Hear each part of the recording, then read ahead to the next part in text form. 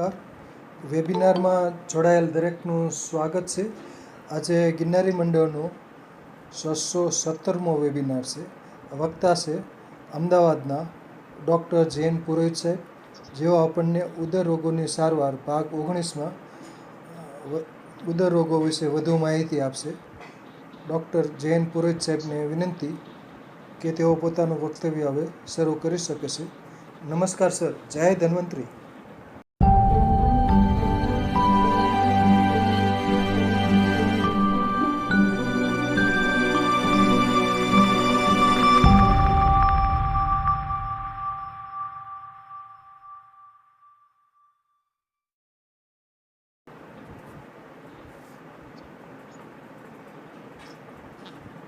નમસ્કાર સર. જય ધન્વંતરી ભાઈ. જય ધન્વંતરી. હા, નમસ્કાર સાહેબ. નમસ્કાર. હા, હવે આવે છે. નમસ્કાર. હેલો. હા, આવે છે અવાજ. હેલો. અવાજ આવે છે સાહેબ. આવે છે ને? હા હા હા, બોલો બોલો. હવે આવે છે ને અવાજ બરાબર? હા, આવે છે અવાજ, બોલો. હેલો.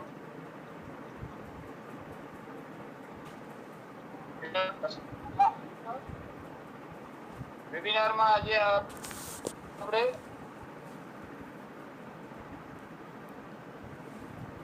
617માં વેબિનારમાં મુખ્ય દિશા તરફ પાછા વળી રહ્યા છીએ. 18 અધ્યાય, 18 ભાગ, 18 વાતોદર, પિત્તોદર અને કફોદર ના વિશે વધારે વાતો કરી છે. સાથે સાથે 8 પ્રકારના ઉદર રોગ વિશે સામાન્ય ચર્ચા કરી અને મુખ્યત્વે અત્યારે આપણે વાતોદર, પિત્તોદર અને કફોદર વાયુથી 80 પ્રકારના, પિત્તથી 40 પ્રકારના અને કફથી 20 પ્રકારના રોગો વિશે ચર્ચા કરી ચૂક્યા છીએ. 80 પ્રકારના નામ વિશે પણ આપણે વાતો કરી ચૂક્યા છીએ. એમાંથી વિભાજન રૂપે આપણે વાયુને આશરે 16 પ્રકારના રોગો સાથે એક વાયુ સંકળાયેલો હોય તો જ 80 પ્રકારના રોગો થાય. તો આજે આપણે પ્રાણવાયુને આવરી લેવાની કોશિશ કરીશું. પ્રાણવાયુથી થતા 16 પ્રકારના રોગો, પછી ઉદાન વાયુથી થતા 16 પ્રકારના રોગો, પછી સમાન વાયુથી થતા 16 પ્રકારના રોગો, ત્યારબાદ અપાન વાયુથી થતા 16 પ્રકારના રોગો અને સર્વવ્યાપી વ્યાન વાયુથી થતા 16 પ્રકારના રોગો વિશે વાતો કરવાની કોશિશ આગળના તમામ સાહેબ, તમારો અવાજ ધીમો આવે છે. ભાગ અવાજ સાહેબ ધીમો આવે છે. કોઈને કોઈ સંહિતાના આધારે લીધેલા છે. હવે આવે છે બરોબર? હા, હવે બરાબર. હા હા, તો એ પ્રમાણે 5 વાયુમાંથી પ્રાણવાયુને આપણે ન્યાય આપવાની કોશિશ કરીશું. નિયમ પ્રમાણે 617માં વેબિનારની શરૂઆત કરતા હતા માં વનસ્પતિ, માં આયુર્વેદને અને માં વનસ્પતિને વંદના કરીશું અને ત્યારબાદ આપણે આગળ વધીશું. ઓમ આયુર્વેદાય નમઃ. ઓમ આયુર્બલમ યશોવર્ચ પ્રજાપસુ નવસુ નિચ બ્રહ્મ પ્રજ્ઞાંચ મેઘાંચ પન્નો દેહી વનસ્પતયે. ઓમ શાંતિ શાંતિ શાંતિ.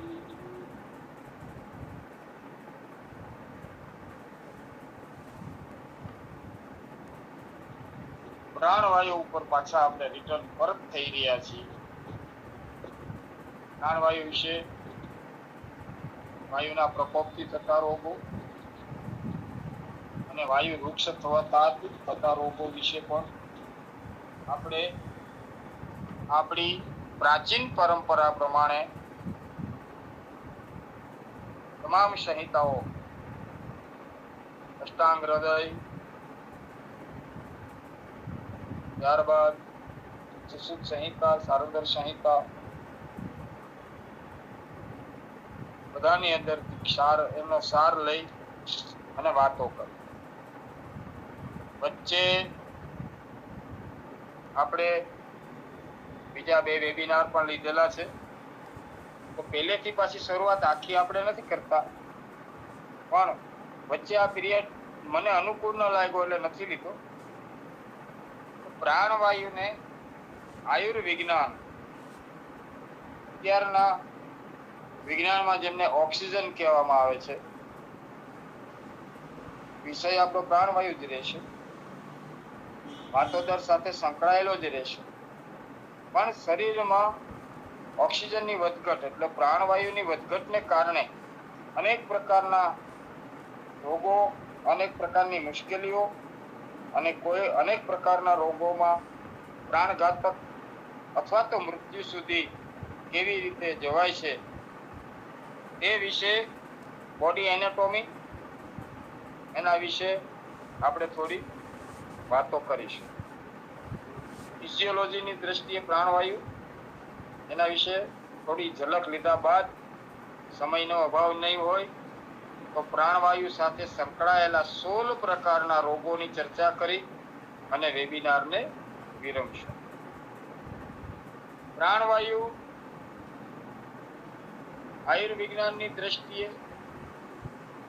તત્વના 2 પરમાણુમાંથી બનતો વાયુરૂપ પદાર્થ, તેની શાસ્ત્રીય સંજ્ઞા O2 છે.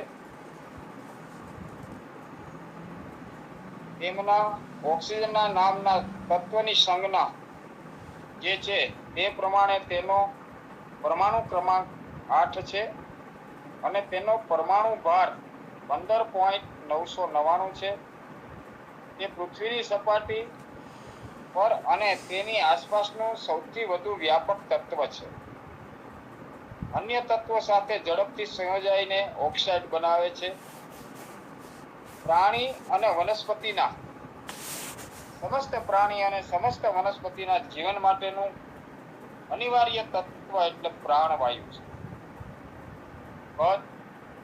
પ્રતિકદથી 99% શુદ્ધ પ્રાણવાયુને એક ઔષધ તરીકે સ્વીકારેલું છે. પ્રાણવાયુ એટલે ફક્ત વાયુ નથી, પણ એક ઔષધની ગરજ સારે છે. બીજા બધા વાયુઓ પણ એની સાથે સંકળાયેલા જ છે, પણ પ્રાણવાયુ ન હોય એટલે પ્રાણવાયુ રૂપી ઔષધિ આપણી પાસે ન હોય તો મૃત્યુ નિશ્ચિંત બને છે. તેના વિશે થોડા આપણે આગળ વધીએ તો અનેક રોગોમાં પ્રાણ રક્ષક સારવાર માટે વપરાય છે. જોકે તેની ઝેરી અસર ક્યારેક પ્રાણ હરી પણ લે છે. માત્રાની ખબર ન હોય, કેટલી આપવું, કેટલા પર્સન્ટેજ લેવું, કેટલી કલાક લેવું, આ જો એનો આઈડિયા ન હોય તો મૃત્યુ નિશ્ચિત છે. અને કોરોના કાળમાં અસમજણમાં જે બન્યું તે એ વિવાદમાં આપણે નહીં જતા. શુદ્ધ પ્રાણવાયુને વાતાવરણના દબાણ કરતા વધુ દબાણથી આપવાથી કેટલીક ઉપચારલક્ષી અને કેટલીક ઝેરી અસરો એમની થતી હોય છે. 1772માં પ્રિસ્ટલીએ ઓક્સિજનની શોધ કરી. લિવોઇઝરે તેનું શ્વાસન ક્રિયામાંનું મહત્વ દર્શાવ્યું અને ઇંગ્લેન્ડમાં બેડોઝે પ્રાણવાયુ વડે ચિકિત્સા કરવાની શરૂઆત કરી. બેડોઝના એક સાથી વૈજ્ઞાનિકે ટ્રેન એટલે કે આગગાડી, બાષ્પચલિત સ્ટીમ એન્જિનના શોધક જેમ્સ વોટ હતા અને તેના એક સહાયક સર હમ્ફ્રી ડેવી હતા. બેડોઝે બધા જ રોગમાં પ્રાણવાયુ વાપરવા પ્રયત્ન કર્યો અને નિષ્ફળતા મેળવી. કારણ કે હરેક રોગમાં પ્રાણવાયુ મહત્વના ઔષધ તરીકે કામ ના કરી શકે. તેથી હમ્ફ્રી ડેવીએ તેમને છોડીને જાતે નાઇટ્રસ ઓક્સાઇડ પર પ્રયોગો કરવા લાગ્યા. એમના વિશે એને ઘણી બધી શસ્ત્રક્રિયા વખતે દર્દીને બેહોશ કરવાની ક્રિયા, વિજ્ઞાનને નિશ્ચેતન વિદ્યા જેને કહે છે, એ હેલ્ડન હિલ, બારક્રોફ્ટ કો તથા હેન્ડરસનના પ્રયોગોને પ્રાણવાયુને દેહધાર્મિક ફિઝિયોલોજીકલ અસરો સમજાવી. 1870માં કોલબર્ટ વાતાવરણ કરતાં વધુ દબાણે પ્રાણવાયુ આપવાથી થતી સારી અને ઝેરી અસર દર્શાવી. તેને અતિદાબ પ્રાણવાયુ ચિકિત્સા, હાઇપરબેઝિક ઓક્સિજન થેરાપી કહે છે. તો કે તેનો ખરો ઉપયોગ 1950 થી શરૂ થયો. ઓક્સિજન પ્રાણવાયુ પ્રપાત, ઓક્સિજન ઘટતા જતા આંશિક પાર્ટિનલ પ્રેશર્સના ધોરણે પ્રાણવાયુ હવામાંથી અનુક્રમે ફેફસા અને લોહી દ્વારા શરીરના કોષોમાં આવેલા કણાભસૂત્ર મિટોકોન્ડ્રિયા સુધી પહોંચે છે. હવામાં 20.9% પ્રાણવાયુ હોય છે, જેનો આંશિક દાબ 159 મિલીમીટર હોય છે. પેરાની દ્રષ્ટિએ શ્વાસન માર્ગમાં બાષ્પ અને અંગારવાયુ સાથે ભળવાને કારણે વાયુ કોટા એલ્યુવેલિંગમાં તે 110 મિલીમીટર થઈ જાય છે. નસોની દિવાલની વચ્ચેની જાડાઈ તથા ફેફસાના જુદા જુદા ભાગોમાં અલગ અલગ પ્રકારનું હવાનું આવાગમન કે વાતાયન, વેન્ટિલેશન અને રુધિર ભ્રમણ પેરિફ્યુઝન થવાને કારણે ફેફસાની નસોના લોહીમાંના પ્રાણવાયુનો આંશિક દાબ 10 થી 15 મિલીમીટર જેટલો ઓછો રહે છે. જો દર્દી 100% પ્રાણવાયુ લેતો હોય તો આ તફાવત વધીને 30 થી 50, જે 15 પારાના મિલીમીટર છે તે 30 થી 50 પારાના મિલીમીટર જેટલો રહે છે. ફેફસામાં પાછું આવીને લોહી જ્યારે શરીરમાં પરિભ્રમણ કરે છે ત્યારે થોડાક પ્રમાણમાં ઓછા પ્રાણવાયુ વાળું શિરાઓ વેન્સમાં લોહી પણ તેમાં ભળે છે થોડું. તેથી શરીરની ધમનીઓના લોહીમાં પ્રાણવાયુ આંશિક દાબ વધુ ઘટે છે. આ ઉપરાંત આપણા મસલ્સની પેશીઓમાં ઓક્સિજનનો વપરાશ થતો રહે છે. તેથી પણ શિરામાંના લોહીમાં તે ઘટીને 55 પારાના મિલીમીટર જેટલો થઈ જાય છે. દરેક કોષને કેટલા આંશિક દાબે પ્રાણવાયુ મળે છે તે હજુ સુધી ગણી કઢાયેલું નથી, પણ તે ઘણો ઓછો હોવાની ચોક્કસ શક્યતાઓ જોવા મળતી હોય છે. લોહીમાં ઓક્સિજન સામાન્ય રીતે હિમોગ્લોબિન રક્તવર્ણક નામના રક્તકોષોમાં એક વર્ણક દ્રવ્ય અથવા તો રંજક દ્રવ્ય પિગમેન્ટ સાથે જોડાય છે. આપણે ટેસ્ટ કરાવીએ એમાં પિગમેન્ટ અને બાઇલ પિગમેન્ટ આ બે પ્રકારના રંજક દ્રવ્યના ટેસ્ટ થતા હોય છે. થોડા પ્રમાણમાં તે લોહીના પ્રવાહી ભાગ રુધિર પ્રસ બ્લડ પ્લાઝમામાં ઓગળે છે પ્રાણવાયુ, પરંતુ મુખ્યત્વે તે હિમોગ્લોબિન સાથે રાસાયણિક સંયોજન બનાવીને વહે છે. તેમના સંયોજનને ઓક્સી હિમોગ્લોબિન કહે છે. પ્રાણવાયુનો જેટલો આંશિક દાબ વધુ એટલું જ તેમનું સંયોજન પણ વધુ. જો હિમોગ્લોબિનના અણુઓ પૂરેપૂરા સંયોજાયેલા હોય, એટલે કે પૂર્ણ સંયોજિત અથવા સંતૃપ્ત ફુલી સ્ટેરોઇડ હોય તો 1 ગ્રામ હિમોગ્લોબિન બરાબર 1.33 મિલી પ્રાણવાયુ સાથે સંયોજાય છે. સામાન્ય સંજોગોમાં હવામાંના પ્રાણવાયુનું શ્વાસન થતું હોય ત્યારે હિમોગ્લોબિન આશરે 98% જેટલો પૂર્ણ સંયોજિત એટલે કે સંતૃપ્ત થયેલો હોય છે. પ્રાણવાયુ લોહીના પ્રવાહી ભાગ એટલે કે રુધિર પ્રરસમાં વધુ ઓછો પીગળે છે. દર 1 લીટર રુધિર પ્રરસમાં શરીરના સામાન્ય તાપમાને એટલે કે 37 સેન્ટીગ્રેડના તાપમાને અને પારાના 1 મિલીમીટરના દબાણે 0.03 મિલી પ્રાણવાયુ ઓગળે છે. તેથી 100% પ્રાણવાયુનું શ્વાસન કરવાથી દર 1 લિટર લોહીમાં 15 મિલી જેટલો જ પ્રાણવાયુ વધે. પરંતુ જો કોઈ અતિદાબ ખંડ એટલે કે હાઇપોબેરિક ચેમ્બર્સમાં જો વાતાવરણ કરતા 3 ગણા દબાણો પ્રાણવાયુનું શ્વાસન કરાય તો શરીરની રાસાયણિક ક્રિયાઓ એટલે કે ચયાપચયની પ્રક્રિયા, મેટાબોલિઝમથી જેને આપણે ઓળખીએ છીએ, એની જરૂરિયાત કરતા 3 ગણા પ્રમાણમાં પ્રાણવાયુની સાંદ્રતા વધે છે. સામાન્ય વાતાવરણમાં શ્વાસોચ્છ્વાસ કરવાથી શરીરમાંના લોહીમાં પ્રાણવાયુની સાંદ્રતા 70% જેટલી હોય છે. પ્રાણવાયુનું આવું ઘટેલું પ્રમાણ કાર્બન ડાયોક્સાઇડ એટલે કે અંગારવાયુના વહન માટે જરૂરી છે. 3 ગણા વાતાવરણીય દબાણ ઓક્સિજનનું શ્વાસન કરવાથી શિરામાં પણ 100% જેટલી સાંદ્રતા સાથે ઓક્સિજનનું વહન થાય છે. તેને કારણે અંગારવાયુનો નિકાલ ઘટે છે. શરીરમાં પ્રાણવાયુની ઉણપ આપણો આજનો વિષય આ જ છે. તો આની અંદર જેટલી જગ્યાએ ઉણપ, રેગ્યુલર અને વધારે, આ 3 વસ્તુની સાથે આપણા જે 16 પ્રકારના રોગો સંકળાયેલા છે તેની વાતો પણ આજે આપણે કરીશું. તો વાતોદરમાંથી અત્યારે આપણે પ્રાણવાયુની સાથે વાત કરી રહ્યા છીએ અત્યારના આધુનિક ફિઝિયોલોજી અને બોડી એનેટોમી. તો પ્રાણવાયુની ઉણપ એટલે કે પેશીઓમાં પ્રાણવાયુની ઉણપ સર્જાય તેને પ્રાણવાયુ અલ્પતા અથવા અલ્પ ઓક્ષતા એટલે કે હાઇપોક્સિયા કહે છે.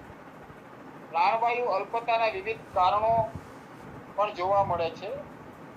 તેમને 3 જૂથમાં વહેંચવામાં આવે છે. પૂર્વ પેપ્સી એટલે કે પર્પલ મોનિટરી, 2 પેપ્સી એટલે પલ્મોનરી, અને ત્રીજું ઉત્તર પેપ્સી એટલે પોસ્ટ પલ્મોનરી. આ 3 કારણો હોય છે: વેબ પલ્મોનરી, અલ્પ પલ્મોનરી, ખાલી પલ્મોનરી અને પોસ્ટ પલ્મોનરી. ઉત્તર પેપ્સી, પેપ્સી અને પૂર્વ પેપ્સી. આ 3 કારણો ફેફસા સુધી પૂરતા પ્રમાણમાં પ્રાણવાયુ પહોંચી ન શકે એવા સંજોગોને પૂર્વ પેપ્સી કારણો કહે છે. ઊંચાઈ પર વાતાવરણનું દબાણ ઓછું હોય, દાખલા તરીકે આપણે ફ્લાઇટમાં જર્ની કરતા હોય ત્યારે એક સૂચના પણ આપવામાં આવે છે કે હવાનું દબાણ ઓછું હોય તો આ રીતે તમે કરો. એક બેગ છે ને એમાંથી તમે માસ્ક લગાડજો, નોઝલ માસ્ક ને એવું આપણને સૂચના મળતી હોય. તો ઓછું દબાણ પણ આપણને નુકસાન કરતા સાબિત થતું હોય છે. તો દબાણ ઓછું હોય કે હવામાં અન્ય વાયુ ભળેલા હોય ત્યારે હવામાંના પ્રાણવાયુનું આંશિક દબાણ ઓછું થઈ જાય. અમુક જગ્યાએ આપણે જઈએ તો મનની પ્રફુલ્લિતતા આપણને જોવા મળે અને અમુક જગ્યાએ આપણને ઉચ્ચાટ થાય. જે જગ્યાએ બહુ સમજવા જેવી બાબત છે. આપણા ધર્મની અંદર તો જુદી રીતે પણ ગણવામાં આવ્યું છે અને ઘણું બધું સામ્યતા પણ છે. તો આપણને ઘણી વખત આપણા સાધુ સંતો, મહંતો અથવા તો આપણા ધર્મગુરુ અથવા તો આપણા સાચા અર્થમાં જે આયુર્વેદની અંદર ઊંડા ઉતરેલા હોય તેવા લોકોને જાણ હોય છે કે અમુક જગ્યા પર જાય તો ઉચ્ચાટ થાય. ઉચ્ચાટ થાય ને આપણને ગમતું નથી, વાતાવરણ અનુકૂળ નથી આવતું, ત્યાં રહેવાની ઈચ્છા થાય. અને અમુક જગ્યાએ આપણે જોઈએ ને તો હર્ષો ઉલ્લાસ, આનંદ થાય. જ્યાં આનંદ થાય ને એ જગ્યા ઉપર સંપૂર્ણપણે પ્રાણવાયુનું જે ગણ અને ઘટતા હોવી જોઈએ સર્ક્યુલેશનની અંદર એ પૂર્ણ હોય. અને જે જગ્યાએ આપણને ઉચ્ચાટન હોય તે જગ્યાએ પ્રાણવાયુનું પ્રમાણ અલ્પ હોઈ શકે. તો આને કારણે ઊંચાઈ પરના વાતાવરણનું દબાણ ઓછું હોય કે હવામાં અન્ય વાયુઓ ભળેલા હોય ત્યારે હવામાનના પ્રાણવાયુનું આંશિક દબાણ ઓછું થઈ જાય છે ત્યાં ઉચ્ચાટ થયા. તેથી મુખ્યત્વે શરીરમાં પાછા ફરીએ તો ફેફસામાં ઓછા પ્રમાણમાં પ્રાણવાયુ પ્રવેશે કે સ્વરપેટી, લાર્નેક્સ અથવા તો ટ્રેકિયા. શ્વાસનળી અથવા તો શ્વાસ નલિકા બોન્ચુટ્સના વિકારોમાં ક્યારેક ફેફસામાં પૂરતો પ્રાણવાયુ પહોંચતો નથી. શ્વાસન ક્રિયા કરાવતા સ્નાયુઓ કે તેમનું નિયંત્રણ કરતા ચેતાતંત્રના વિકારોમાં પણ શ્વાસન કાર્ય વિકારયુક્ત થાય છે. તેથી પૂરતા પ્રમાણમાં પ્રાણવાયુ ઉપલબ્ધ થતો નથી. નિશ્ચેતતા એને કહેવામાં આવે છે. તો એમાં ઝેરી અસર પણ હોઈ શકે છે. એનેસ્થેસિયા, જે આપણે એનેસ્થેસિયા આપવામાં આવતો હોય છે એને નિશ્ચેતના એટલે કે માણસને ચેતન રહિત કરી નાખો, નિશ્ચેતના એનેસ્થેસિયા. આમાં ઝેરી અસર પણ આપવામાં આવતી હોય છે. કેટલાક કિસ્સામાં પ્રાણવાયુ ફેફસામાં પૂરતા પ્રમાણમાં પ્રવેશે છે, છતાં પણ ફેફસાના વિકારને કારણે તે લોહીમાં પ્રવેશી શકતો નથી. આવા ફેફસાના વિકારોમાં દમ, ઇન્ફ્લુએન્ઝામાં ન્યુમોનિયા, ઇન્ફ્લુએન્ઝા, પલ્મોનેરિયા, ફાઇબ્રોઇડ્સ.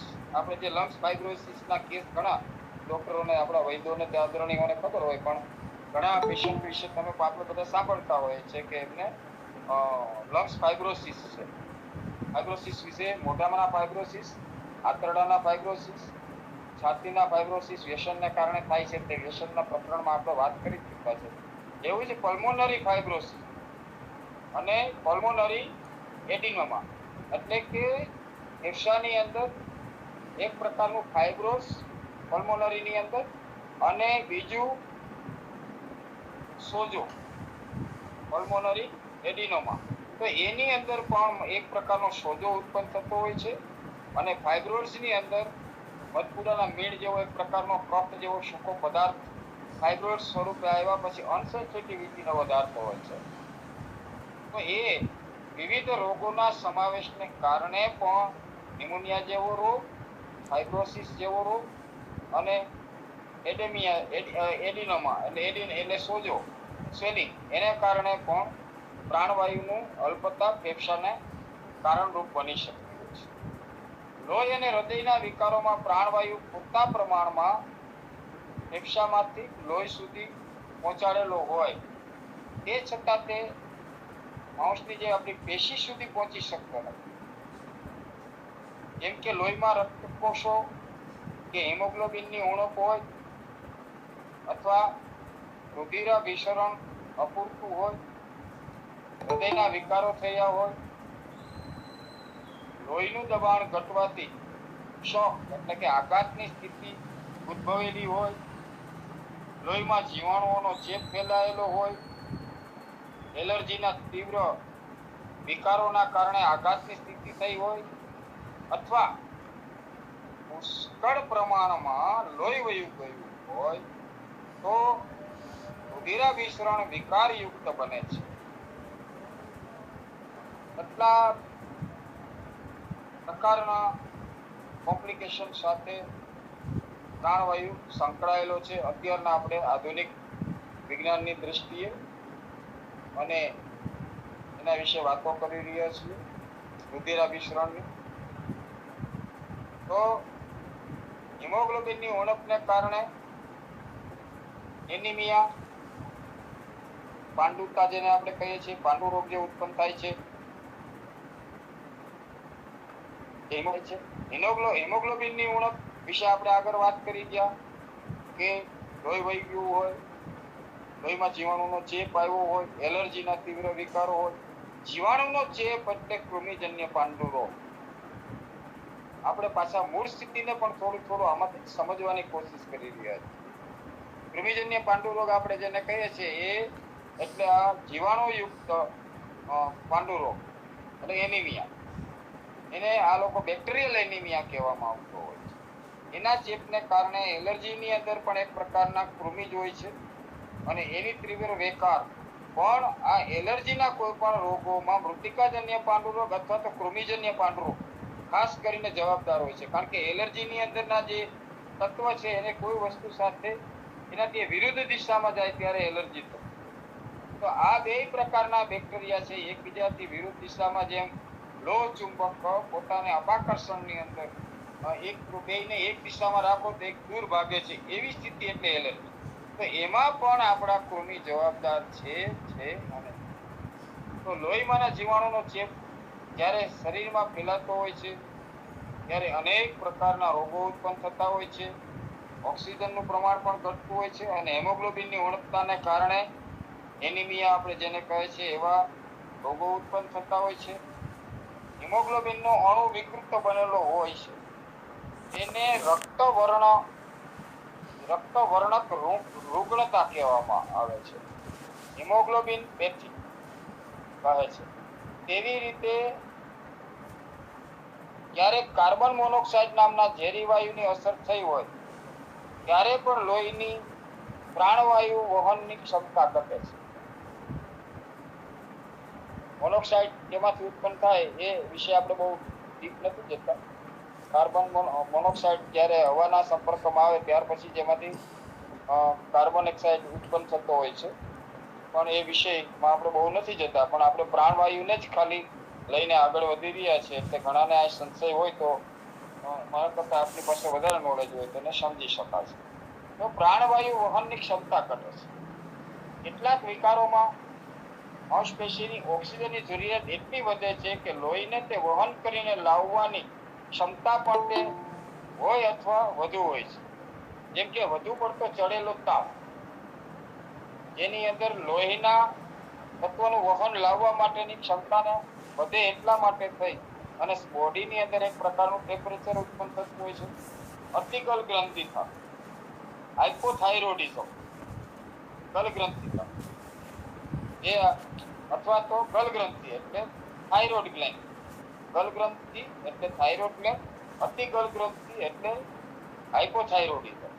હવે થાઇરોઇડ અને થાઇરોઇડ રોગ સાથે સંકળાયેલા તમામ લોકો અને આપણા વેબિનારની સાથે સંકળાયેલા તમામ લોકોને આ વસ્તુથી જાણ છે જ કે થાઇરોઇડના રોગનું અત્યારે ખૂબ જ પ્રમાણ વધી રહ્યું છે. તો એના માટે જવાબદાર ચયાપચયની પ્રક્રિયા એટલે કે મેટાબોલિઝમનું બેલેન્સ જ્યારે ઘટે ત્યારે અતિગલ ગ્રંથિતા એટલે હાઇપોથાઇરોઇડિઝમ અને ગલ ગ્રંથિ એટલે થાઇરોઇડ ગ્લેન્ડનો રોગ આપણી માંસપેશીના કોષોના વિકારમાં કોષોમાંની ઓક્સિજન મેળવતી પ્રણાલી વિકારયુક્ત થાય છે. દાખલા તરીકે સાયનાઇડનું જે તે સમયે તે પૂરતા ઓક્સિજનની હાજરીમાં પણ તેની ઉણપ અનુભવે છે. આ બધા વિકારોને ઉત્તર ફેફસી અથવા ફુફ્ફુસોત્તર પોસ્ટ પલ્મોનરી કારણો કહે છે.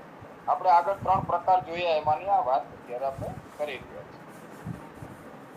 આમ અનેક પ્રકારના વિવિધ વિકારોમાં અંતે તો પેશીઓમાં પ્રાણવાયુની ઉણપ ઉદ્ભવે છે. એને પ્રાણવાયુ અલ્પતા કહેવામાં આવે છે.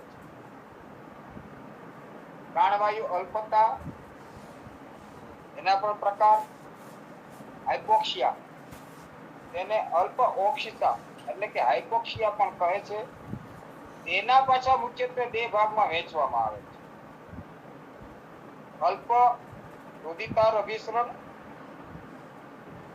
અને અલ્પ ઓક્સિરુધિતાજન્ય.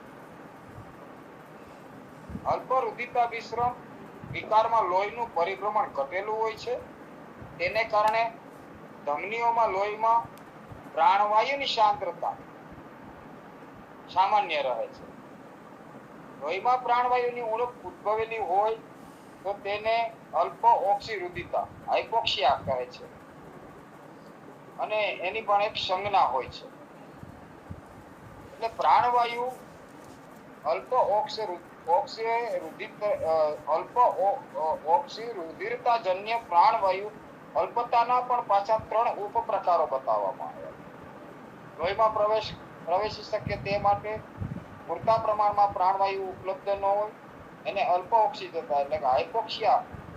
પછી લોહીની પ્રાણવાયુ વહન કરવાની ક્ષમતા ઘટી હોય કે જેનું મુખ્ય કારણ હિમોગ્લોબિનની ઉણપ અથવા તો એનિમિયા હોય તથા અન્ય રસાયણો સાથેની ઝેરી અસરને કારણે હિમોગ્લોબિનની વહન ક્ષમતા ઘટી હોય.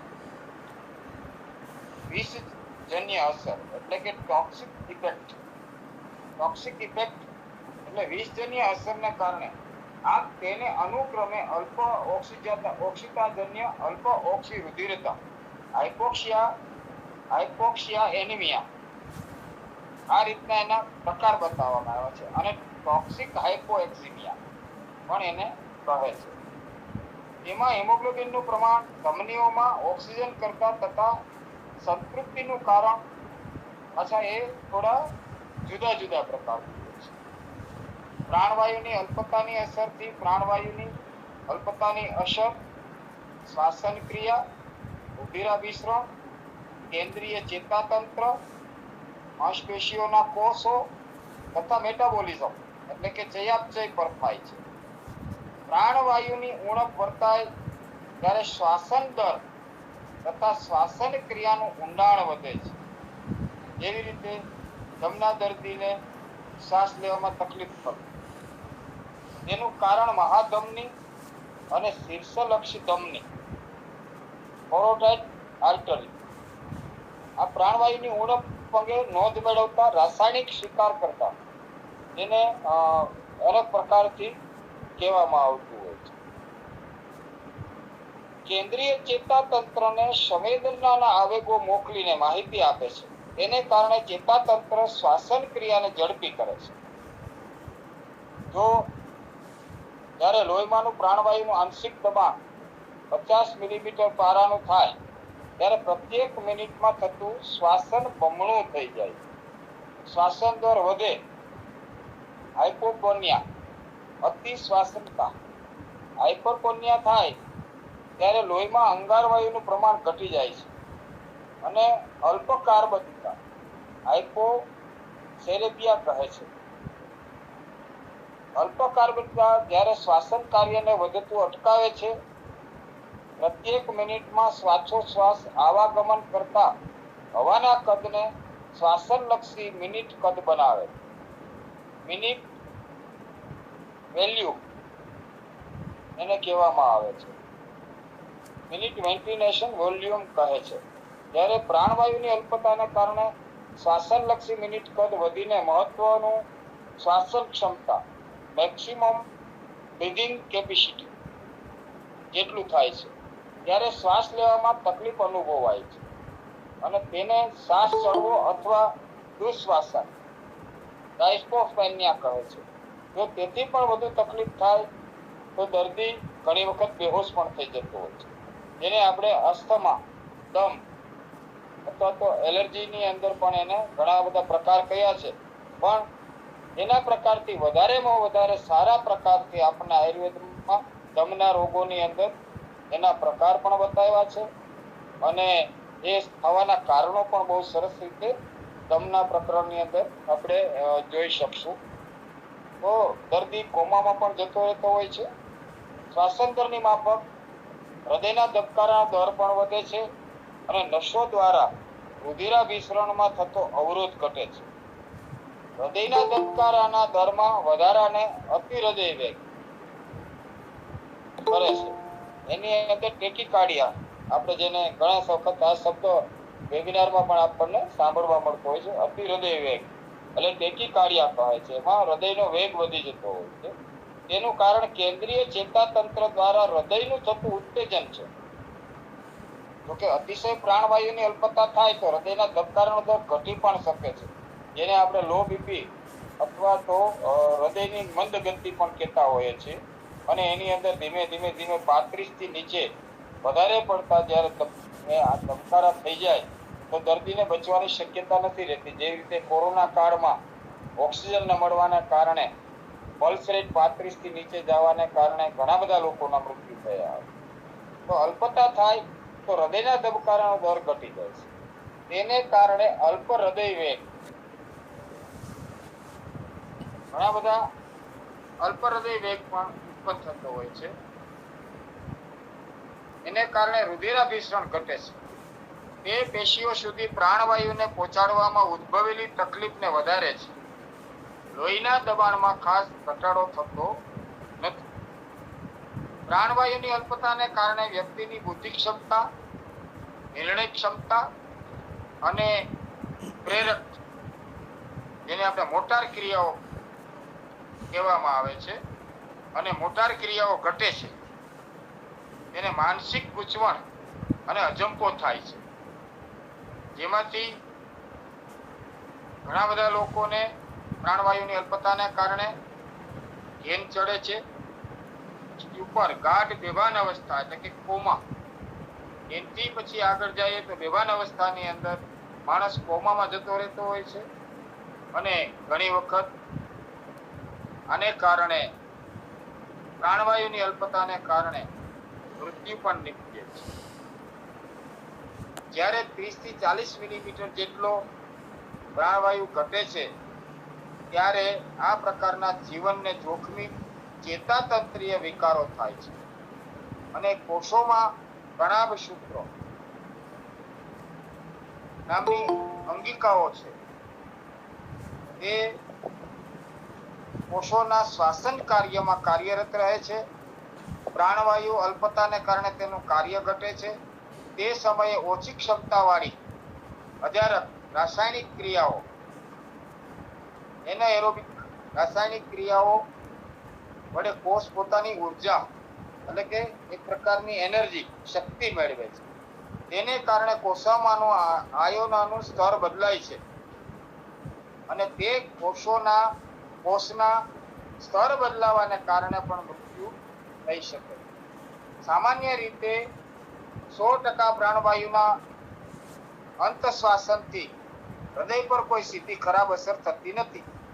આ તો આપણે સમજવા માટેની વાત છે કે પ્રાણવાયુનું કેટલી જગ્યાએ બોડી એનાટોમી અને ફિઝિયોલોજીમાં એનું કેટલું વર્ક છે. આ પણ વેબિનારના નિયમ, આપણે જે વેબિનારના અંદર આગળ વધી રહ્યા છે તેની અંદર સમજવા માટેનો એક પ્રયત્ન છે.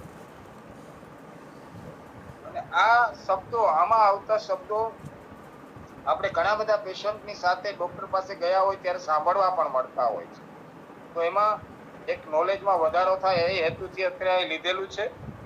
તો શ્વાસનની હૃદય પર કોઈ સીધી ખરાબ અસર નથી થતી. એવી જ રીતે મેટાબોલિઝમની રાસાયણિક ક્રિયાઓમાં પણ સમઘાત રહે છે. પ્રાણવાયુની વિષાક્તતા, ટોક્સિસિટી, પ્રાણવાયુને વધુ દબાણમાં આપવામાં આવે એટલે તેની કેન્દ્રીય ચેતાતંતુ પર ઝેરી અસરો જોવા મળે. જ્યારે ઓછા દબાણે વધુ સમય માટે પ્રાણવાયુ આપવામાં આવે ત્યારે ફેફસામાં તેની ઝેરી અસર જોવા મળે છે. વાતાવરણ કરતા અઢી ગણું કે વધુ દબાણ થાય એટલે ચેતાતંત્રમાં આ અસરો જોવા મળે છે. જો તે દબાણે 4 થી 8 કલાક કે વધુ સમય માટે પ્રાણવાયુ અપાય તો ફેફસાને પણ નુકસાન પહોંચે છે. શરીરમાં શક્તિ ઉત્પન્ન કરવા માટે વિવિધ રાસાયણિક ક્રિયાઓ થાય છે. તેમાં ઉર્જાલક્ષી એનર્જી મેટાબોલિઝમ પણ એને આપણે કહીએ છીએ. તેમાં નવજાત ઓક્સિજનના આયનો બને અને તેથી પેશીઓની ઓક્સિડાઇઝાઓ એટલે કે ઓક્સિડેટિવ એનર્જી ઇન્જરી પહોંચાડે છે. ઓક્સિડેટિવ ઇન્જરી પહોંચાડે છે. આવા આયનોને સુપર ઓક્સાઇડ આયન કહેવામાં આવે છે, અને તે દૂર કરવા માટે વિવિધ ઉત્સેચકો પણ પેશીઓમાં હોય છે. જ્યારે સુપર ઓક્સાઇડ આયનો બનાવવાનો દર તેમને દૂર કરવાના દર કરતા વધારે ત્યારે તે પેશીઓની ઈજા પહોંચાડે છે. દાખલા તરીકે 8 કલાકથી વધારે સમય સુધી અથવા તો એની જે લેવલ હોય એનાથી વધારે ઓક્સિજન આપવામાં આવે તો તેને કારણે કોષો મૃત્યુ પામે છે, અને દર્દીનું પણ મૃત્યુ ઘણી વખત થતું હોય છે. શ્વાસન તંત્રમાં તેની ઝેરી અસરને કારણે શ્વાસ નલિકાઓમાંનું ચીકણું પ્રવાહી સ્લેમ, જેને આપણે કફના એક પ્રકારની અંદર સ્લેમ કફ જેને કહે છે, એવું ચીકણું પ્રવાહી સ્લેમ ફરતું અટકે છે. છાતીમાં રૂંધામણ લાગે છે. વાયુ કોટાની પારગમ્યતા પેરાઇટિબિલિટી ઘટે છે, અને શોથકારી વિકાર ઉત્પન્ન થાય છે. એટલે કે એની અંદર એક પ્રકારનું એડિનો થાય છે, સોજો ઉત્પન્ન થાય છે. દર્દીને ઉબકા, ઉલટી, અરુચિ થાય છે. ફેફસાઓમાં સોજો આવવાથી સેપ્સિસ, દર્દીનું મૃત્યુ પણ થાય છે. એટલે સિલિન્ડર ઘરે રાખીને ઘણા બધા પેશન્ટને આવી સારવાર આપી માં પરમ કૃપાળુ પરમાત્માની કૃપાથી આપણે ઘણા બધા જ્ઞાન ન હોવાને કારણે છતાં પણ ડોક્ટરના માર્ગદર્શન પ્રમાણે ઘણા બધા લોકોને ઓક્સિજન આપીને બચાવવાની કોશિશ કરવામાં આવી હતી અને વધારે સમય જે લોકોને ઓક્સિજનને કારણે બીજી વિપરીત અસરો પણ જોવા મળી. ફેફસાનો અમુક ભાગ દબાઈ જાય છે તો વાતાવરણના દબાણ કરતા બમણા ઓછાથી દબાણે પ્રાણવાયુ અપાય તો ચેતાતંત્રમાં કોઈ ખાસ વિકાર નથી થતો. વધુ પડતા પ્રાણવાયુને કારણે નવજાત શિશુની આંખમાં નેત્રમણી લેન્સની પાછળના તંતુઓ વિકસે છે.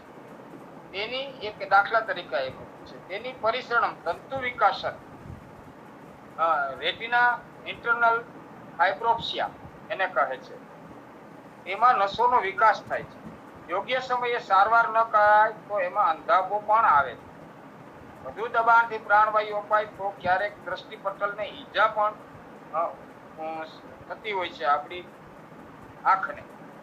તો આંખના દ્રષ્ટિપટલને ઈજામાં પણ પ્રાણવાયુ વધારે પડતો અપાઈ જાય તો ઈજાઓ થતી હોય છે.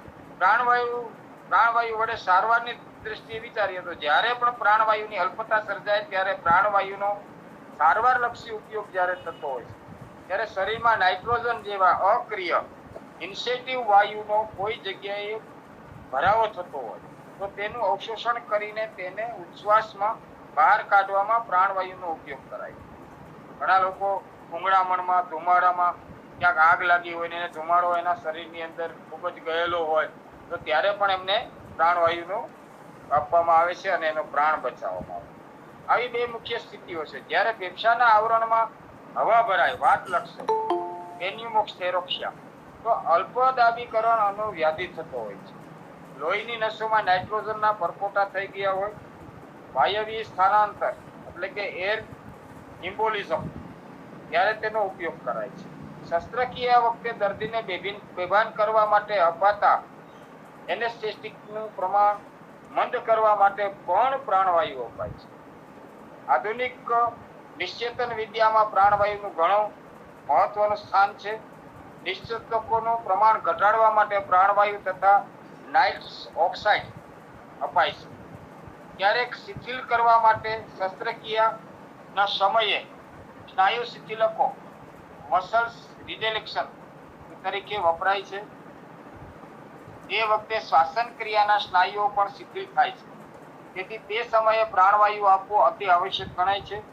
કેટલાક વિકારોમાં પ્રાણવાયુનું વધારે દબાણ આપવું પડે તો તેનાથી પ્રાણવાયુ ચિકિત્સા હાઇપોફાઇબ્રસ ઓક્સિજન થેરાપી જેને કહે છે તે માટે વિશિષ્ટ ખંડ હાઇપરબેરિક ચેમ્બર્સમાં આ સારવાર આપી શકાતી હોય છે. તો આ રીતે કાર્બન મોનોક્સાઇડની ઝેરી અસર તથા તેની ગેસ એન્જિનિયરિંગ નામના રોગની સારવારમાં તેનો ઉપયોગ કરાય છે. ક્યારેક તેનો ઉપયોગ કરોડરજ્જુને ઈજા થઈ હોય અને મગજના રુધિરાભિસરણને રોગ થયો હોય ત્યારે અસ્થિ નેરો બોન ક્રિક્ટ મુકાયેલો હોય કે અસ્થિભંગ ફ્રેક્ચર ઓફ ધ બોન થયું હોય ત્યારે પ્રાયોગિક ધોરણે એને આપવામાં આવતો હોય છે. પ્રાણવાયુને સ્ટીલના નળાકારમાં 90% શુદ્ધિ સાથે અથવા મોટી હોસ્પિટલમાં કેન્દ્રીય વ્યવસ્થામાં ગોઠવીને નળીઓ દ્વારા આપવામાં આવે છે. દર્દીને પ્રાણવાયુ આપતી વખતે તેને પાણીમાંથી પસાર કરીને ભેજવાળો કરીને અપાય છે. તેને નાકમાં નળી મૂકીને આ બધું અત્યારે આમ તો એની જરૂરિયાત નથી કારણ કે કોરોના કાળે આપણને આ બધું ઘણું બધું આપણને આ બધું શીખવી દીધું છે. તો આ પ્રાણવાયુ વાયુના 80 પ્રકારમાંથી 5 પ્રકારના વાયુ પ્રાણવાયુ, ઉદાનવાયુ, સમાનવાયુ, અપાનવાયુ અને વ્યાનવાયુ. તો પ્રાણવાયુની સાથે આપણે બે જગ્યા ઉપર જોયું છે, પિત્ત અને સ્લેમ કફ. ત્યાં પણ પ્રાણવાયુની વધઘટને કારણે હૃદયમાં અને ફેફસામાં ઉત્પન્ન થતો હોય છે. તો વાતોદર, પિત્તોદર અને કફોદર ત્રણેયની અંદર પ્રાણવાયુ ખૂબ જ અગત્યનું કામ કરે છે. તો પ્રાણવાયુ સાથે સંકળાયેલા 16 પ્રકારના રોગો વિશે હવે આપણે વાતો કરીશું. જનરલ આપણે પ્રાણવાયુ 80 પ્રકારના રોગોની વાત કરી ચૂક્યા છીએ કે 80 પ્રકારના વાયુ દ્વારા રોગો ઉત્પન્ન થતા હોય છે. પણ એમાંથી પછી આપણે એવું નક્કી કરેલું કે પ્રાણવાયુ, ઉદાનવાયુ, સમાનવાયુ, અપાનવાયુ અને વ્યાનવાયુ આ 5 વાયુને 16 પ્રકારથી વિભાજન કરીએ તો 80 પ્રકારના વાયુ વિશે આપણે સમજી શકીએ. 80 પ્રકારના વાયુ કેવા છે એના વિશે આપણે વાત થઈ ગયેલી છે. તો આજે આપણે પ્રાણવાયુ સાથે સંકળાયેલા 16 પ્રકારના જે રોગો છે તેને પેલા નામ સાથે આપણે બોલીશું અને ત્યાર પછી એનું વિશ્લેષણથી સમયના અભાવે વાત કરશું.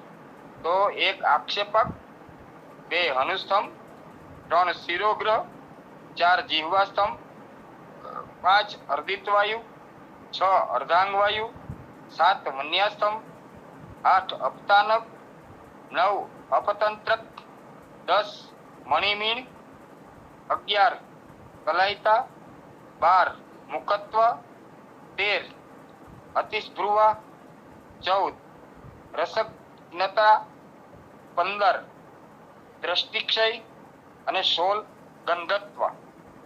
હવે આપણે જે વાત કરી ગયા હમણાં જ આખી બોડી એનાટોમી અને ફિઝિયોલોજી, એમાં પણ અમુક નામ એવા પ્રકારના આવ્યા છે જે આમાં આપણી સાથે સંકળાયેલા છે. તો આક્ષેપક કેવો હોય છે, આક્ષેપકની અંદર શું થતું હોય છે પ્રાણવાયુની ઉણપને કારણે, એના વિશે આપણે આજે પેલું જે બોડી એનાટોમી લીધી બહુ અગત્યનું છે. એની અંદર પણ આપણે શીરાની અને માંસપેશીની વાતો કરી. એ જ રીતે આક્ષેપકમાં વાયુ કોપે કરીને આખા શરીરમાં પ્રસરી હાથ પર બેસવાથી માણસનું શરીર ડોલતું રહેતું હોય છે અને પ્રાણવાયુ મગજને પૂરો ન મળવાથી માણસની સ્થિતિ વારંવાર હાલક ડોલક થતી હોય છે. ત્યારબાદ અનુસ્તંભ, અનુસ્તંભમાં દાઢીનો સ્તંભ કરે છે, મોઢું ફેરવી નાખે છે. મૂળ તો પ્રાણવાયુ છે એ ઉપરની દિશાએ જ ગતિ કરે છે, એટલે ખાસ કરીને આપણા ફેફસાથી લઈ અને મસ્તક સુધી પ્રાણવાયુના તમામ જેટલા રોગો 80 રોગમાંથી આપણે અલગ તારવેલા છે તે એટલી જગ્યા ઉપર જ મુખ્યત્વે કામ કરતા હોય છે, એટલે જ એને પ્રાણવાયુ સાથે સંકળાયેલા ગણી શકાય. તો ત્યારબાદ ઉરુસ્તંભ, ઉરુસ્તંભમાં વાયુ કફ તથા મેદમાં મળી અને આખા શરીરને જકડવાની પ્રક્રિયા કરી લેતી હોય છે. શિરોગ્રહની અંદર જે વાયુ રક્તાશ્રિત થઈ મસ્તકને પકડનાર છે, જે રેસાઓ તેને નિસ્તેજ કરી વેદના ઉત્પન્ન કરે છે. આ વાયુ ખરેખર થોડો અસાધ્ય છે, પણ એના પણ આપણા ગ્રુપની સાથે સંકળાયેલા વૈદો, તજજ્ઞ અને વિચિક્ષણ વૈદો દ્વારા સારવાર કરવામાં આવતી હોય છે અને આચાર્યોએ એમને શિરોગ્રહ પણ કહેલો છે. ત્યારબાદ અર્ધિત વાયુ, જે માણસને ઊંચા પદાર્થ હસ્તાદિક વડે પકડી લે છે, ઘણા કઠિન પદાર્થોનું ભક્ષણ કરવાથી, વધારે હસવાથી, વધારે પડતું વજન ઉચકવાથી, વધારે પડતું શયન કરવાથી, આ બધા પ્રકારના ક્રિયાઓને કારણે આપણા હોઠ, ગાલ, મસ્તક, નાક, કાનની અંદર જતો વાયુ, એના કારણે આપણે અર્ધિત વાયુ, જેને આપણે મોઢાના લકવા તરીકે પણ ઓળખીએ છીએ, આ આપણા પ્રાણવાયુ સાથે સંકળાયેલો રોગ છે. પક્ષઘાત છે એ મગજ સાથે સંકળાયેલો છે, મગજ છે એ પ્રાણવાયુ સાથે સંકળાયેલું છે. ત્યાંથી આપણી ઓપ્ટિક નર્વ જે કંઈ હોય છે એની સાથે નર્વસ સિસ્ટમને કારણે થતા ફેરફારને કારણે પક્ષઘાત એટલે અર્ધાંગ વાયુ થતો હોય છે. ત્યારબાદ મન્યાસ્તંભ, જે વાયુ કફ મિશ્રિત થઈ ગળું સ્તંભ જેવું સ્તબ્ધ કરે છે અને ગળું અહીંથી આપણે ફેરવવામાં, જેને ડોકી ફેરવવામાં આપણને તકલીફ થતી હોય છે, એને મન્યાસ્તંભ કહેવાય છે. એમાં પણ ખાસ કરીને પ્રાણવાયુ જવાબદાર હોય છે. ત્યારબાદ અપતાનક, જે વાયુના હૃદયમાં જવાથી દ્રષ્ટિનો સ્તંભ તથા જ્ઞાન નષ્ટ થાય છે. હમણાં જ આપણે જે બોડી એનાટોમી અને ફિઝિયોલોજીની અંદર આ વાત ખાસ આવી હતી, હૃદય સાથે સંકળાયેલો ઓક્સિજન એને સાથે ઘનતા ઓછું પ્રમાણ અને વધુ પ્રમાણ થવાથી રુધિરાભિસરણ ઉપર જે ઇફેક્ટ થતી હોય, તેવી જ રીતની અપતાનિક એટલે આપણા હૃદયમાં જવાથી દ્રષ્ટિનો સ્તંભ એટલે આની આંખો ઉપર પણ અસર આવે છે અને જ્ઞાન નષ્ટ એટલે નોલેજ જે આપણું હોય છે, આપણે એમાં વાત થઈ હતી કે વધારે પડતું પ્રાણવાયુ ઘટવાથી શરીરની અંદર માણસ મિની કોમા અથવા તો કોમામાં જતો રહેતો હોય છે. તેમાં અપતાનક નામનો વાયુ જવાબદાર છે અને ધીમે ધીમે વાયુ હૃદયમાંથી નીકળવાથી થોડીવાર માણસ શુદ્ધ અવસ્થામાં આવી જતો હોય છે અને ફરી હૃદયમાં જવાથી માણસ પાછો મોહને પામતો હોય છે, જેને આપણે કોમા અથવા કોમા જેવી સ્થિતિ વિશે જે હમણાં આપણે ઓક્સિજન વિશે વાતો કરી તેમાં પણ આપણે ચર્ચા કરી હતી.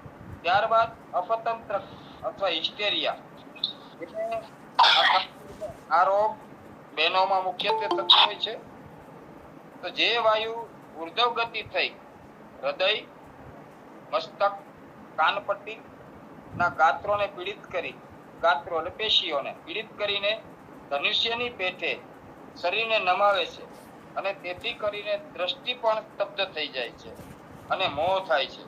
એટલે માણસને જે ચેતાતંત્રની અંદર ઇફેક્ટ થતી હોય રુધિરાભિસરણને કારણે એ ઓછી થઈ જતી હોય છે અને મોઢામાંથી વિચિત્ર અવાજ પણ દર્દીના મોઢામાંથી આપણને સાંભળવા મળતો હોય છે. ત્યારબાદ મીણ જે વાયુ વડે માણસના નાકમાં ગુંગણામણ થાય. આપણે ઘણા બધા લોકો એ નાકમાંથી બોલવાની આદત, જે મનના હોય કે જે આમને આવું થાય છે જેને ગુંગણ આપણે કહેતા હોય છે. આવા પ્રકારની તકલીફ પણ એક પ્રકારનો રોગ હોય છે, એને મીણ કહેવામાં આવે છે. અને નાકની જે રચનાની અંદરથી સંપૂર્ણપણે નાક દ્વારા આપણે ઓક્સિજન લેતા હોય છે, પ્રાણવાયુ લેતા હોય છે. એમાં રેટિના ફાઉન્ડેશન અથવા તો અંદર થયેલા મસાઓને કારણે માણસ ગુંગળવું એટલે કે નાકની અંદરના આ પ્રોબ્લેમમાં પણ પ્રાણવાયુ જવાબદાર હોય છે. ત્યારબાદ કલ્લતા, જે વાયુ કરીને કંઠમાંથી શબ્દ નીકળતો નથી, જે બોલવું હોય આપણને વિચિત્રતા, જેમ માયોસેનિયા ગ્રેવિસમાં અથવા તો જે માણસની જીભ ખેંચાતી હોય અને એ લોકોને બોલવામાં પ્રોબ્લેમ થતો હોય છે, એમાં પણ ખાસ કરીને કંઠની અંદર, કારણ કે આપણે પહેલા જ વાત કરી ગયા છીએ, હૃદય, ફેફસાથી લઈ અને ઉપરના તમામ ભાગમાં પ્રાણવાયુ સંકળાયેલો છે. તો એના કારણે આ કંઠમાંથી જે સ્પષ્ટ શબ્દ નથી નીકળતો તેમાં પણ પ્રાણવાયુ મહદઅંશે જવાબદાર હોય છે. ત્યારબાદ મુકત્વ, જે વાયુ કરીને કંઠમાંથી શબ્દક્ષુર મળતે નીકળતો જ નથી, જેને આપણે મુકત્વ એટલે કે મૂંગો માણસ કહેતા હોય છે. સંપૂર્ણ પ્રમાણે માતાના ઉદરની અંદર બાળકને જ્યારે કોઈ પણ પ્રકારની ક્ષતિઓને કારણે એમના ધબકારા ઉપર કોઈ ઇફેક્ટ આવી હોય, અથવા તો બાળક પાણી પી ગયું હોય, અથવા તો બીજા કોઈ કારણોસર મુકત્વ થઈ શકે છે. માતાની અંદર માતાને પણ સંપૂર્ણપણે પ્રાણવાયુ ન મળતો હોય તો પણ આવા બાળકને મુકત્વ પ્રેગ્નન્સી અવસ્થામાં પણ આપણને જન્મજાત જોવા મળતું હોય છે. ત્યારબાદ અતિદ્રુવા, જે વાયુ દુષ્ટ થઈને એવો વિકાર ઉત્પન્ન કરે છે કે આપણને વારંવાર બગાસા આવે, ગ્લાનિ થાય. હંમેશા એક મેડિકલ, આપણા આયુર્વેદ શાસ્ત્રનો અને મેડિકલનો બેયનો નિયમ કે મગજને જ્યારે બ્લડ ઓછું મળે ત્યારે માણસને બગાસા આવે. તો બ્લડને મગજમાં લઈ જવાનું કાર્ય કોણ કરે? તો કે પ્રાણવાયુ. તો પ્રાણવાયુની ઉણપને કારણે મગજને બ્લડ ઓછું મળે ને મગજને ઓછું બ્લડ મળે એટલે અતિદ્રુવા, જે વાયુ દુષ્ટ થઈને વિકારથી આપણને બગાસા ઉત્પન્ન થતા હોય છે. ત્યારબાદ 13મા વાયુ તરીકે રસાગ્નતા, જે વાયુથી રસાદી પદાર્થોનો સ્વાદ આપણને સમજવામાં આવતો નથી. આપણને કોઈ પણ પ્રકારનો ખોરાક ખાવામાં આવે તો એમાં તીખું કેટલું છે, ખારું છે, ખાટું છે, ખરબચડું છે, ઉતરી ગયેલું છે, વાસી છે, આવા સ્વાદની સમજ નથી. એને માટે થઈને પણ એને રસાગ્નતા કહેવામાં આવે છે અને એના માટે પણ આ વાયુ જવાબદાર હોય છે. ત્યારબાદ ગંધ જ્ઞાન, જે વાયુના યોગે સુગંધ કે દુર્ગંધનું જ્ઞાન થતું નથી. આપણે આ બે પ્રક્રિયામાં ખાસ કરીને પ્રાણવાયુની અલ્પતા ખાસ જોવા મળે છે અને એ વિશે હમણાં જ આપણે રુધિરાભિસરણની અલ્પતા અને પ્રાણવાયુની અલ્પતા વિશે જે આગળ વાતો કરી ગયા તે પ્રમાણે ગંધ જ્ઞાન પણ ઓછું થાય એટલે માણસને જે સ્થિતિ હોય છે એ જ કોમા અને હાફ કોમા જેવી થઈ જતી હોય છે. એવી જ રીતે મગજની અંદર આ વસ્તુ સ્વાદેન્દ્રિય, આપણા સ્વાદુપિંડમાં કોઈ પણ પ્રકારની ક્ષતિ ઉત્પન્ન થાય તો પણ આ ગંધા જ્ઞાન જે છે, ગંધા જ્ઞાન તત્વ જે છે એ ખતમ થઈ જતું હોય છે અને એને કારણે આપણને દુર્ગંધ અથવા સુગંધની ખબર નથી પડતી. અને 16મા તરીકે દ્રષ્ટિક્ષય, જે વાયુના યોગે આપણી દ્રષ્ટિનો નાશ થતો હોય છે. ખાસ કરીને દ્રષ્ટિનો નાશ થવામાં ગ્લુકોમા જેવા રોગો પણ જવાબદાર હોય છે. રેટિના ફાઉન્ડેશન અથવા નસોનું સુકાવું જેને આપણે કહેતા હોય. પણ જે બે વસ્તુ છે એ ઓપ્ટિક નર્વ બ્રેઇન સાથે સંકળાયેલી છે અને પ્રાણવાયુ સાથે પણ સંકળાયેલી છે. પ્રાણવાયુની વધઘટને કારણે ડોળા એટલે આપણા જે બ્લેક રેટિના આનું ફાઉન્ડેશન છે એકદમ ખુલી જતા હોય છે અને ઓપ્ટિક નર્વની જે અપ એન્ડ ડાઉનની પ્રક્રિયા આંખની હોય છે એ ન થઈ શકે એટલે આપણે એને આપણા શાસ્ત્રમાં ઝામર નામનો રોગ પણ કહેતા હોઈએ છીએ. અને એમાં ઓપ્ટિક નર્વ બ્રેઇન સાથે સંકળાયેલી છે અને બ્રેઇન પ્રાણવાયુ સાથે સંકળાયેલું છે. તો આ પ્રમાણે આજના દિવસે આપણે પ્રાણવાયુ સાથે સંકળાયેલા 16 પ્રકારના જે રોગો છે તેના વિશેની આજે વાતો કરી. આગળના વખતે આપણે ઉદાન વાયુ, સમાન વાયુ, અપાન વાયુ અને વ્યાન વાયુ આ ચારે ચાર એક જ દિવસમાં લઈ શકાય એવી કોશિશ કરીને એમના 16 પ્રકારના રોગો વિશે વાતો કરીશું. તો આજના વેબિનારની અંદરની કોઈ ક્ષતિ હોય તો ક્ષમા યાચના. આગળ જે ફિઝિયોથેરાપી અને એનાટોમીની વાત કરેલી છે તે ફક્ત એક સમજવાના પ્રયત્ન રૂપે છે. એમાંના પ્રશ્ન કોઈને હોય તો મને પણ કન્ફ્યુઝન થશે. તો આજે આપણે જે કંઈ પ્રશ્ન હોય તે પ્રાણવાયુ સાથે સંકળાયેલા રોગો વિશે વાતો કરીશું અને આવતી વખતે પહેલા એમની ચિકિત્સા એટલે કે આક્ષેપકમાં શું લેવું જોઈએ, અનુસ્તંભમાં શું લેવું જોઈએ, શિરોગ્રહમાં શું લેવું જોઈએ, વર્ધિત વાયુમાં કેવા પ્રકારની દવા લેવી જોઈએ એ 16ની અંદર પ્રાણવાયુને શુદ્ધ કરવા માટેની જે કંઈ દવાઓ છે અને જે કંઈ યોગ છે પ્રાણવાયુને શુદ્ધ કરવા માટેની અલ્પતાને ઘટાડવાની પ્રક્રિયા એટલે ખુલ્લું હવામાન સાથે સાથે આપણા યોગો જે આપણને પતંજલિ યોગ આપવામાં આવ્યા છે તે તમામ પ્રાણવાયુ વ્યવસ્થિત રીતે આપણા શરીરને જેટલો જોઈએ એટલો મળી રહે છે. પ્રાણવાયુ એક બેલેન્સ છે. વધારે મળે તો પણ નુકસાન કરે છે અને ઓછો પ્રાણવાયુની અલ્પતા થાય તો પણ નુકસાન થઈ શકે છે. જનરલ ઓક્સિજન વિશે અને પ્રાણવાયુ વિશે આપણને કોરોના કાળે ખૂબ જ ઘણું બધું શીખવી દીધું છે. તો આજે 16 પ્રકારના પ્રાણવાયુની ઘટવાથી અને પ્રાણવાયુ વધવાથી થતા રોગો વિશેની વાતો કરી અને આજના વેબિનારને અહીંયા હું વિરમું છું. સર્વત્ર સુખિનઃ સંતુ સર્વે સંતુ નિરામય સર્વે ભદ્રાણિ પશ્યન્તુ મા કશ્ચિત દુઃખમાપ્નુયાત. ઓમ શાંતિ શાંતિ શાંતિ.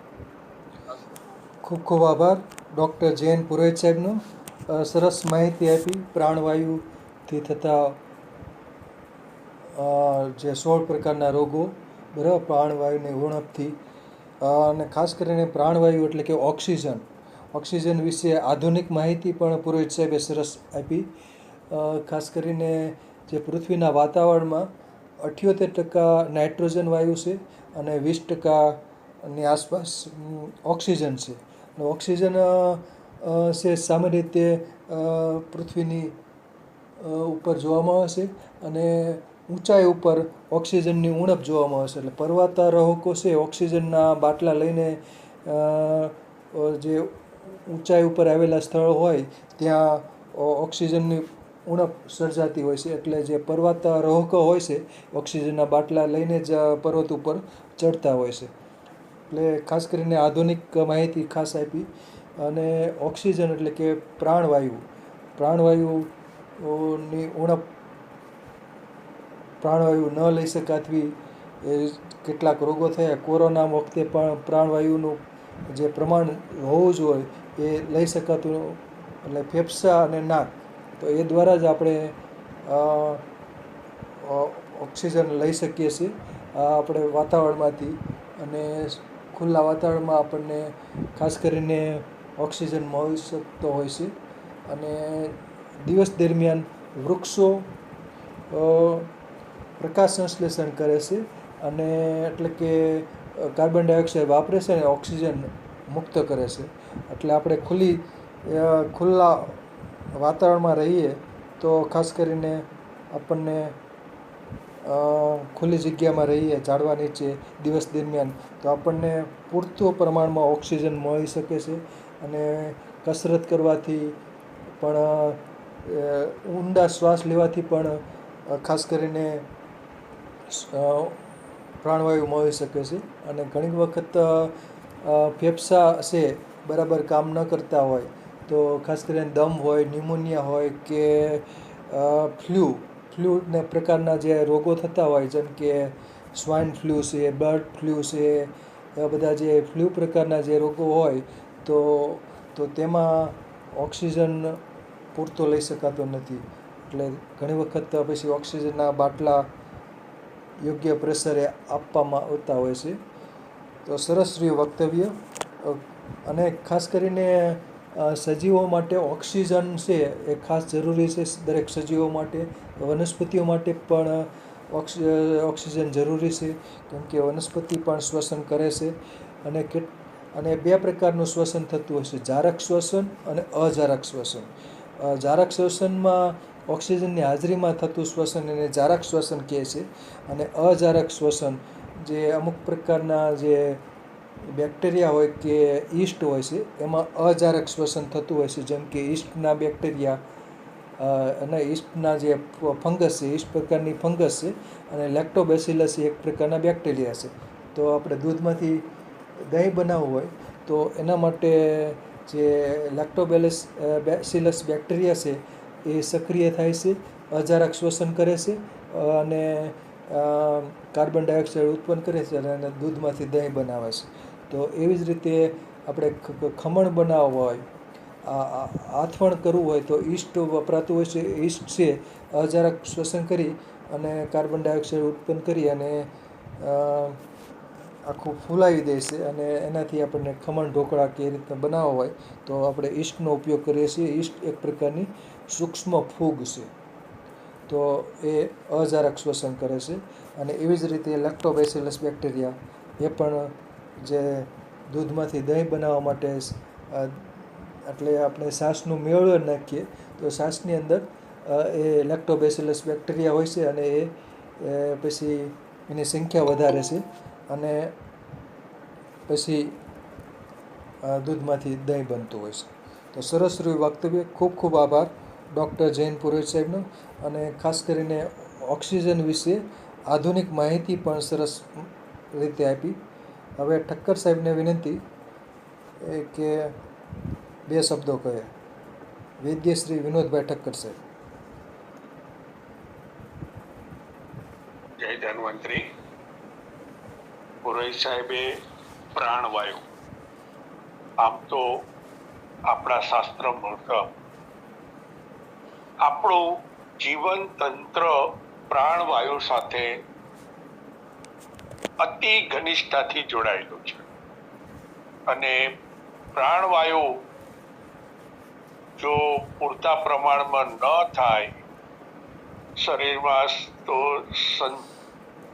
રક્ત પરિભ્રમણ ક્રિયાથી માંડી અને શરીરના તમામ અંગોનું કાર્ય ખોરંભે ચડે છે અને પ્રાણવાયુ નાસા દ્વારા લઈ નાક દ્વારા અને ફેફસામાં જે હૃદયમાંથી લોહી આવે છે એ બેની ત્યાં મિલન થઈ અને નાકેથી લીધેલો પ્રાણવાયુ રક્તમાં ભળી અને શરીર તંત્રને ઉપયોગી બને છે અને પ્રાણવાયુનું વહન આયન જે રક્ત કણોમાં હોય છે એના દ્વારા નિર્ભર છે. બહુ સરસ રીતે મેડિકલ સાયન્સનું નવું અત્યારે બધા જ આયુર્વેદના જેટલા પણ પ્રેમી છે એ લોકોને મોડર્ન સાયન્સનું પણ જ્ઞાન હોવું જોઈએ અને આજે પુરોહિત સાહેબે અતિ રસપ્રદ રીતે એ જ્ઞાન આપ્યું છે. પુરોહિત સાહેબનો હૃદયથી આભાર માની અને વિરામ લઈશ. જય ધન્વંતરી. જય ધન્વંતરી. સરસ સરસ સરસ સરસ ખૂબ આભાર. હવે ત્રિપાઠી સાહેબને વિનંતી કે 2 શબ્દો કહે. ત્રિપાઠી સાહેબ. बहुत बहुत धन्यवाद सर. अत्यंत उपयोगी टॉपिक चल रहा है और उसमें भी जिस विस्तार और गहराई से गुरुजी जा रहे हैं वो सच में प्रशंसनीय. मैं नहीं कहूँगा, प्रशंसनीय शब्द बहुत छोटा होता है, वंदनीय है. क्योंकि इतना सूक्ष्म विश्लेषण और उसको इतनी सरल भाषा में कह जाना, ये अपने आप में एक गहन साधना है और बस सुनते रहने का मन करता है. अगर संभव होता तो मैं तो कहता कि सभी लोग जाके ऐसे परम वंदनीय लोगों के सानिध्य में सीखें, तो इससे श्रेयस्कर कुछ नहीं हो सकता. आज ऐसे शिक्षक और अध्यापक कई बार जो है कॉलेजों और इंस्टीट्यूट्स में नहीं मिलते हैं, लेकिन प्रैक्टिकली अगर ऐसे लोगों के साथ में रहने का मौका मिले तो उसका लाभ जरूर उठाना चाहिए. बहुत बहुत धन्यवाद. આભાર. શુક્રિયા. આભાર. સરસ. આભાર પુરોહિત સાહેબ. સરસ રહ્યું વક્તવ્ય. ખૂબ ખૂબ આભાર.